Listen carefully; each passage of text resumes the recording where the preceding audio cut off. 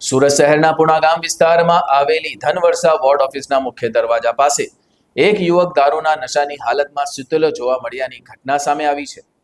ઘટના સ્થળેથી પસાર થતા એક જાગૃત નાગરિકે આ સમગ્ર ઘટનાનો વિડીયો પોતાના મોબાઈલમાં કેદ કરી સોશિયલ મીડિયા પર શેર કરતા વિડીયો વાયરલ થયો હતો. વાયરલ થયેલા વિડીયોમાં યુવક વોર્ડ ઓફિસના પ્રવેશદ્વાર નજીક સૂતેલો દેખાય છે. ઘટનાને લઈને સ્થાનિકોમાં વિવિધ ચર્ચાઓ શરૂ થઈ છે. જાહેર સ્થળે આવી સ્થિતિ સર્જાતા કાયદો અને વ્યવસ્થાની સાથે જાહેર સુરક્ષા અંગે પણ સવાલો ઉભા થયા છે.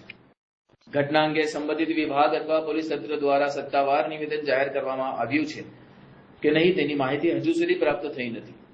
વિડીયો વાયરલ થયા બાદ તંત્ર આ મામલે તપાસ હાથ ધરે છે કે કેમ તે જોવું રહ્યું.